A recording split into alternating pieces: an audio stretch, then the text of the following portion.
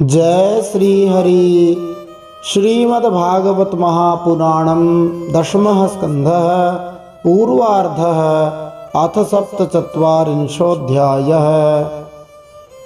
अब हम श्रीमद्भागवत महापुराण के दशम स्कंध के पूर्वार्ध में 47वां अध्याय सुनते हैं। इसमें हम श्री उद्धव जी तथा गोपियों की बातचीत और भ्रमर गीत इस प्रसंग का श्रवण करेंगे। श्री गणेशाय नमः, श्री सरस्वत्यै नमः, श्री गुरवे नमः, श्री पुराण पुरुषोत्तमाय नमः। श्रीमद्भागवत महापुराण के दशम स्कंध में वेणु गीत, प्रणय गीत, गोपी गीत, युगल गीत और भ्रमर गीत, ये 5 गीत हैं जो बड़े ही सुंदर हैं।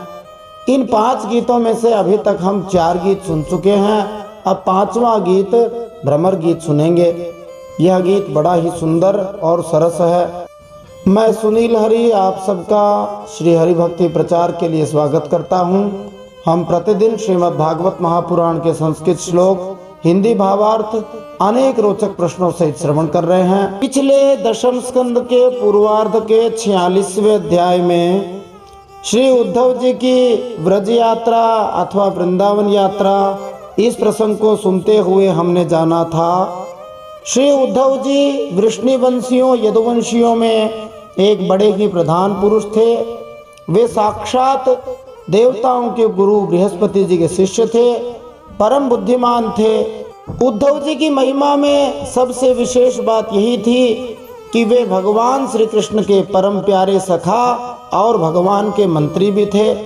वैसे उद्धव जी स्वयं भगवान के बहुत प्यारे थे, परंतु उद्धव जी को भगवान उतने प्यारे नहीं थे जितने गोपियों के थे। भगवान ने सोचा यही अवसर है जब उद्धव जी को गोपियों से प्रेम सीखने के लिए वृंदावन भेजना चाहिए। श्री अखंडानंद जी महाराज इस प्रसंग में कहते हैं, असल में प्रेम भगवान से नहीं मिलता। भगवान तो स्वयं प्रेम के भिखारी हैं। दरवाजे दरवाजे भटकते हैं कि हमें प्रेम दे दो, प्रेम दे दो। गोपियों से दही दो, कभी कहते दूध दो, कभी कहते मक्खन दो, मिश्री दो। ये सब मांगने का अर्थ क्या है? तो यही है कि प्रेम दो। प्रेम उनसे ही मिलता है जो प्रेम के धनी होते हैं। प्रेम के धनी वही हैं जो प्रेमी हैं। जैसे जिनके पास धन होता है वे धनी कहलाते हैं, वैसे ही जिनके पास प्रेम होता है वे प्रेमी कहलाते हैं। तो जैसे जिसको धन चाहिए तो वह धनी व्यक्ति के पास जाता है, वैसे ही जिसको प्रेम चाहिए उसे किसी प्रेमी की संगति करनी चाहिए। इसलिए जैसा कि कुछ भक्त कवियों ने कहा है कि भगवान श्री कृष्ण गोपियों का स्मरण करते हुए एक बार मूर्छित हो गए थे, तो भगवान श्री कृष्ण से उनकी मूर्छा का कारण उद्धव जी ने पूछा था। भगवान श्री कृष्ण ने उद्धव जी का हाथ पकड़ा और एकांत में ले जाकर कहा, तुम तो मेरे सखा हो, तुमसे क्या छिपाएं। मुझसे प्रेम करने वाली गोपियां मेरे विरह में अत्यंत दुखी हैं। इसलिए उद्धव तुम व्रज में जाओ, वहां जाकर हमारे माता पिता नंद बाबा यशोदा मैया को प्रीति दो, सुख दो, आनंदित करो और गोपियों को मेरे वियोग से जो पीड़ा हो रही है उससे उनको मेरा संदेश देकर मुक्त कर दो। श्री भगवान के हृदय में गोपियों की अद्भुत विशेषता है। भगवान कहते हैं गोपियों का मन मैं ही हूँ। यदि उनका मन, उनका हृदय फाड़ कर देखोगे तो उनमें मैं ही मिलूंगा। मैं ही उन गोपियों की सांस हूँ, मैं ही उनके प्राण हूँ। उन्होंने मेरे लिए अपने शरीर के सारे व्यवहार छोड़ दिए। वे लोक धर्म का भी पालन नहीं करती। तो भगवान कहते हैं कि गोपियां मुझे सब कुछ मानती हैं, अपना परम प्यारा, अपना प्रियतम भी मानती हैं, अपना आत्मा भी मानती हैं। तो भगवान भक्तों को एक विशेष आश्वासन यहाँ देते हैं। जो लोग भगवान के लिए लौकिक और पारलौकिक धर्मों को छोड़ देते हैं, जिनका मन भगवान में लगा रहता है, जिनका प्राण जीवन सब कुछ भगवान के लिए समर्पित है, भगवान कहते हैं उनका भरण पोषण मैं स्वयं करता हूँ। ऐसा ही आश्वासन भगवान श्री कृष्ण ने श्रीमद् भगवद गीता 9वें अध्याय 22वें श्लोक में दिया। अनन्यास चिंतयन्तो माम ये जनाः पर्युपासते तेषां नित्याभियुक्तानां योगक्षेमं वहाम्यहम्।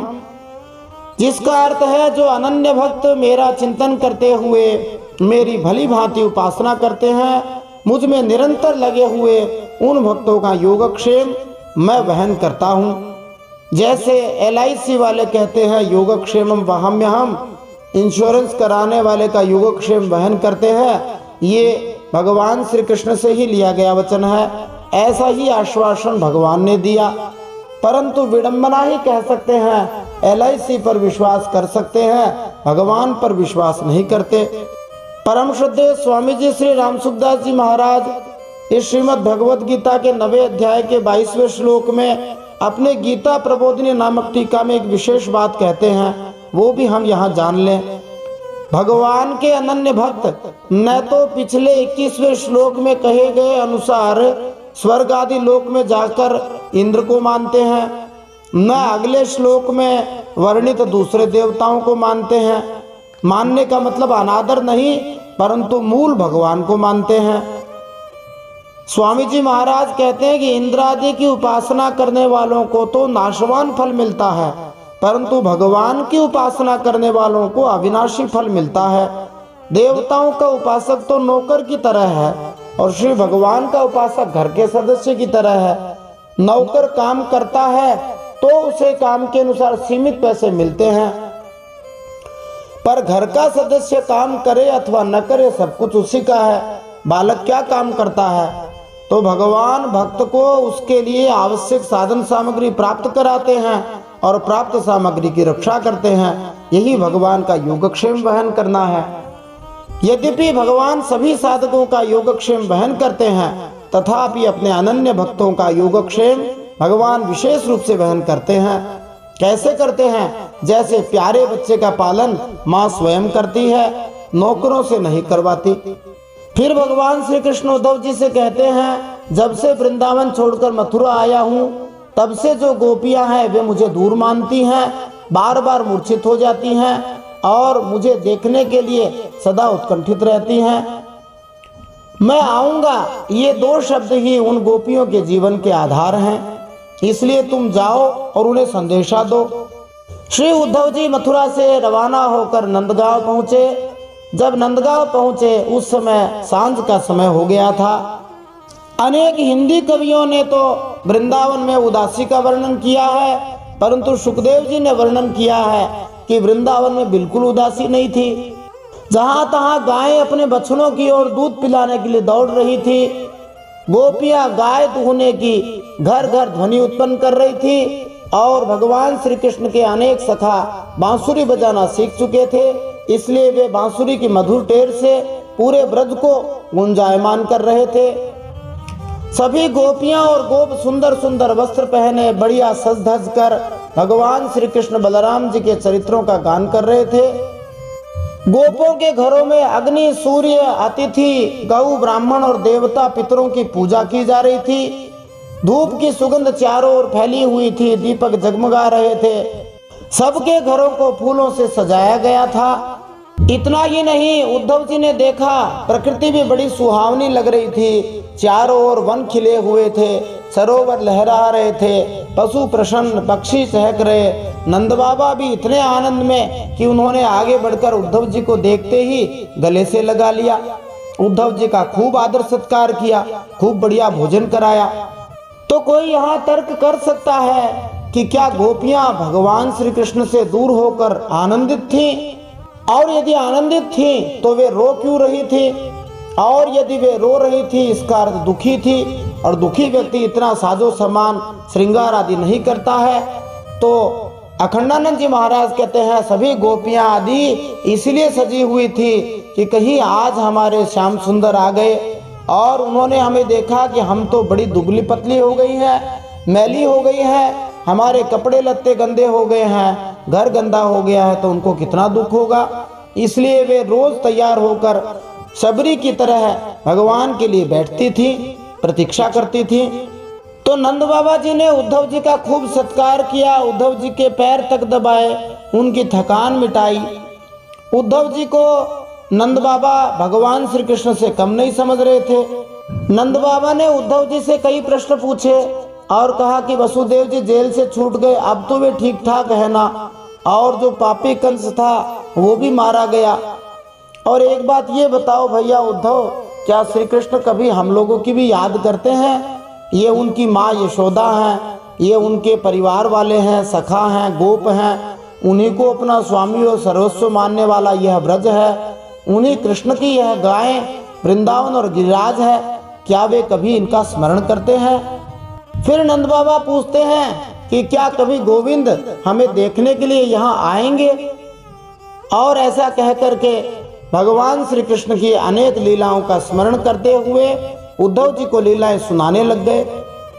नंद बाबा ने कहा, भगवान ने हमें सब जगह बचाया, दावानल से, आंधी पानी से, वृषासुर से, अजगर से। और ये देखो सामने जो ये नदी है यमुना, इसी में कन्हैया खेला करते थे। ये वही गिरिराज है जिसे उस कन्हैया ने अपने एक हाथ पर उठा लिया था। ये वे ही वन के प्रदेश हैं जहाँ श्री कृष्ण गौवें चराते हुए बांसुरी बजाते थे, और ये वे ही स्थान है जहाँ वे अपने सखाओं के साथ अनेकों प्रकार के खेल खेलते थे। फिर नंद बाबा एक विशेष घटना का उल्लेख करते हैं। यद्यपि ये घटना कंस वध से पहले ही, जब भगवान श्री कृष्ण मथुरा में पहुंचे थे तब हुई थी, परंतु सुखदेव जी ने वहां वर्णन नहीं किया, नंद बाबा के मुख से यहाँ वर्णन करवाया है।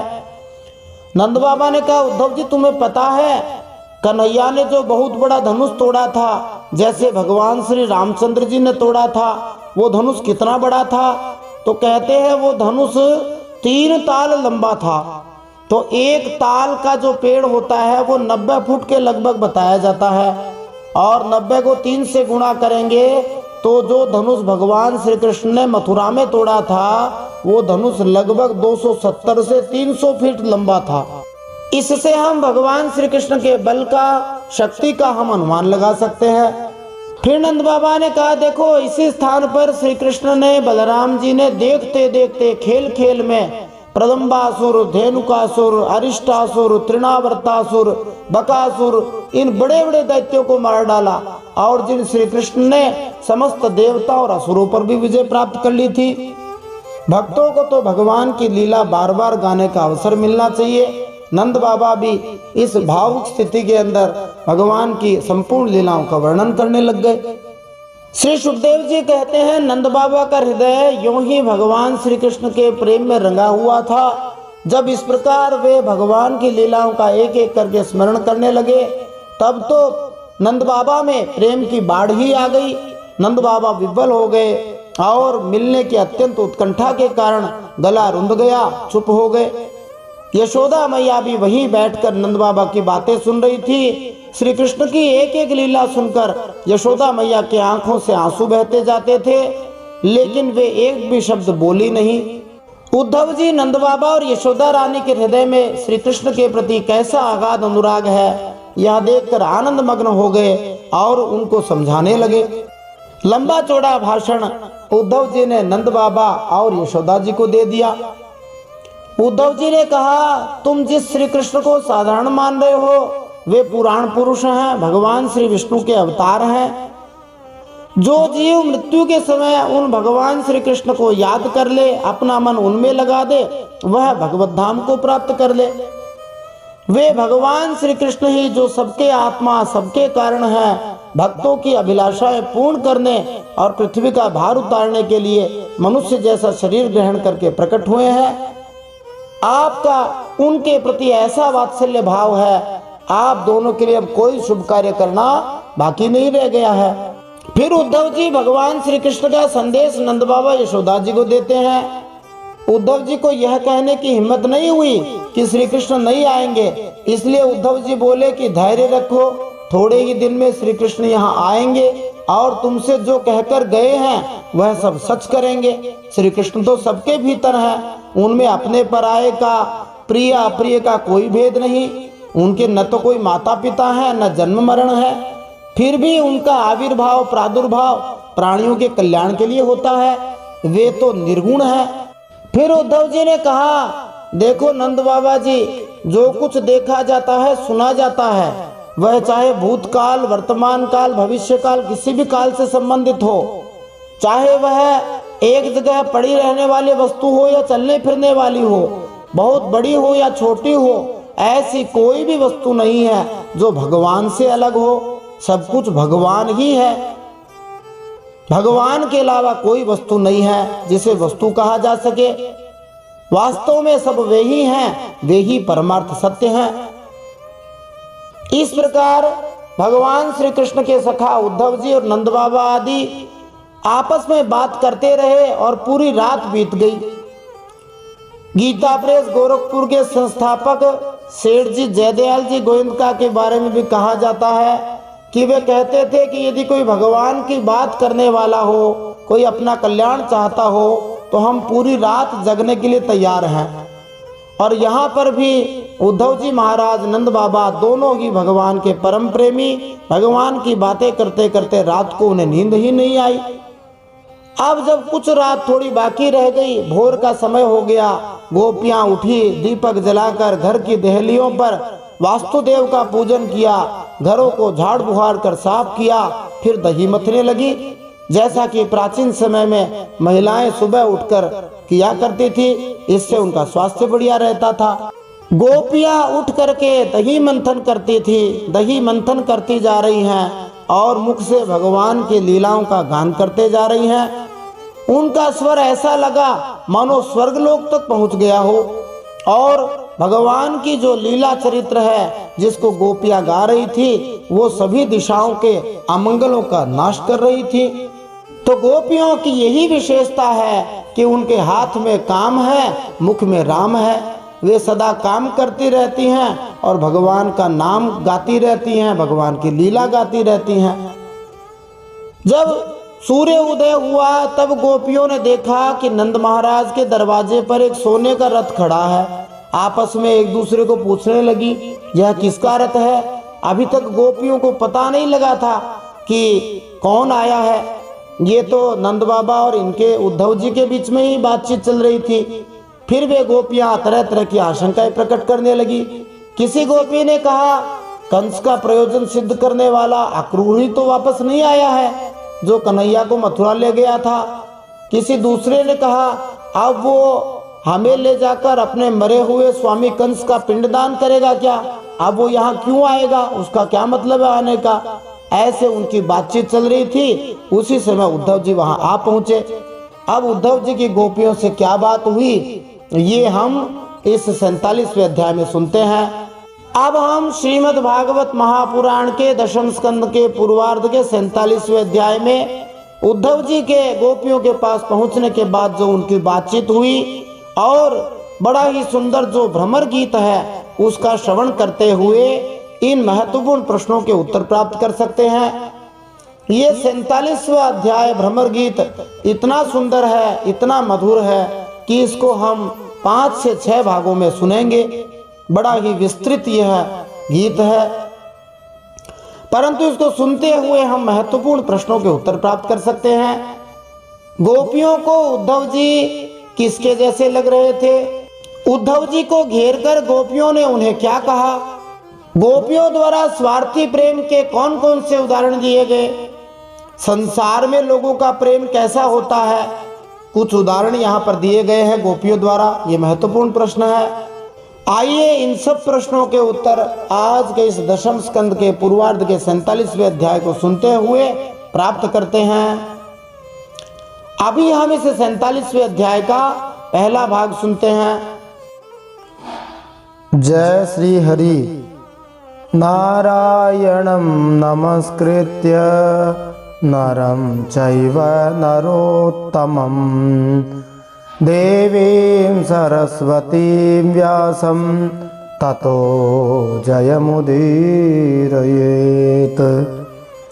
भगवान श्री नरनारायण को प्रणाम करते हुए श्री गणेश जी महाराज, माता सरस्वती, वेदव्यास भगवान को प्रणाम करते हुए हृदयाराध्य सर्वांतर्यामी सबके हृदयों में विराजमान अनंत कोटि ब्रह्मांड नायक परात्पर ब्रह्म पुरुषोत्तम जगदाधार जगन्नियंता जगदीश्वर जगत गुरु जगन्नाथ भगवान श्री हरि के पवित्र चरणों में प्रणाम करते हुए भगवत स्वरूप श्रीमद् भागवत महापुराण को प्रणाम करते हुए श्री सुखदेव जी और परीक्षित महाराज को प्रणाम करते हुए अनंत कोटि सब संत महात्माओं वैष्णवों को प्रणाम करते हुए, भगवान से वृंदावन बिहारी को, श्री कृष्ण कन्हैया को प्रणाम करते हुए अब हम श्रीमद् भागवत महापुराण के दशम स्कंद के पूर्वार्ध में 47वां अध्याय सुनते हैं। इसमें हम उद्धव जी तथा गोपियों की बातचीत और भ्रमर गीत का श्रवण करेंगे। यह भ्रमर गीत बड़ा ही मधुर और प्यारा गीत है। आइए हम इस 47वें अध्याय के पहले भाग का श्रवण करते हैं। श्रीमद् भागवत महापुराणम दशमः स्कंधः पूर्वार्धः अथ सप्तचत्वारिंशोऽध्यायः। श्री सुखदेव जी वंशस्थ छंद में अध्याय आरंभ करते हुए कहते हैं, श्री शुक उवाच तं वीक्ष्य कृष्णा नोचरं व्रज स्त्रियः प्रलम्ब बाहुं नवकञ्जलोचनं पीताम्बरं पुष्करमालिनं लसन् मुखारविन्दं मणिमृष्टकुण्डलम् मुखारविन्दं मणिमृष्टकुण्डलम्। श्री सुखदेव जी कहते हैं, परीक्षित, गोपियों ने देखा कि श्री कृष्ण के सेवक उद्धव जी की आकृति और वेशभूषा श्री कृष्ण से मिलती जुलती है। घुटनों तक लंबी लंबी भुजाएं हैं, नूतन कमल दल के समान कोमल कोमल उनके नेत्र हैं, शरीर पर पीताम्बर धारण किए हुए हैं, गले में कमल पुष्पों की माला है, कानों में मणि जटित कुंडल झलक रहे हैं, मुखार बिंद अत्यंत प्रसन्न है। तो उद्धव जी की वेशभूषा एकदम भगवान श्री कृष्ण जैसी ही लग रही थी। अब तो गोपियों के मुंह पर पवित्र मुस्कान फैल गई और उन्होंने कहा, शुचि स्मिताः को यमपीच्य दर्शनः कुतश्च कस्याच्युत वेशभूषणः एते स्म सर्वाः परिवावृरोत्सुकास्तमोत्तमाश्लोकपदाम्बुजाशयम्। वे गोपियां कहने लगी, ये पुरुष देखने में तो बहुत सुंदर है, परंतु ये है कौन, कहाँ से आया है, किसका दूत है, इसने श्री कृष्ण जैसी वेशभूषा क्यों धारण कर रखी है। सब की सब गोपियां उनका परिचय प्राप्त करने के लिए अत्यंत उत्सुक हो गईं और उनमें से बहुत सी पवित्र कीर्ति भगवान श्री कृष्ण के चरण कमलों के आश्रित तथा उनके सेवक सखा उद्धव जी को चारों ओर से घेर कर खड़ी हो गईं। जैसे पिछले अध्याय के अंत में गोपियां विचार कर रही थी, उनका विचार अभी चलते ही जा रहा है। उद्धव जी को देख लिया है। फिर सुखदेव जी कहते हैं, तम प्रश्रयेणावनतः सुसत्कृतं सव्रीडहासे क्षणसूनृतादिभिः रहस्य पृच्छन्नुपविष्टमासने विज्ञाय संदेशहरं रमापतेः। जब गोपियों को मालूम हुआ कि ये तो रमारमण भगवान श्री कृष्ण का संदेश लेकर आए हैं, तब उन्होंने विनय से झुककर लज्जा सहित हंसी के साथ चितवन और मधुर वाणी आदि से उद्धव जी का अत्यंत सत्कार किया तथा एकांत में आसन पर बैठाकर वे गोपियां उद्धव जी से इस प्रकार कहने लगे। साध्वी गोपियां तो भगवान श्री कृष्ण के यहाँ से संदेशवाहक आया हुआ जानकर ही सजीव हो उठी मानो।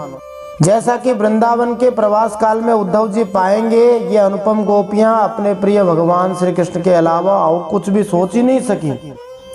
और वे गोपियां कहने लगी, जानीमस्त्वां यदुपतेः पार्षदं समुपागतं भर्त्रेह प्रेषितः पित्रोर्भवान् प्रियचिकीर्षया अन्यथा गोव्रजे तस्य स्मरणीयं न चक्ष्महे स्नेहानुबंधो बंधूनां मुनेरपि सुदुस्त्यजः। वे कहने लगी, उद्धव जी, हम जानती हैं कि आप यदुनाथ के पार्षद हैं, हम पहचान गए आपको, उन्हीं का संदेश लेकर यहाँ पधारे हैं ना आप।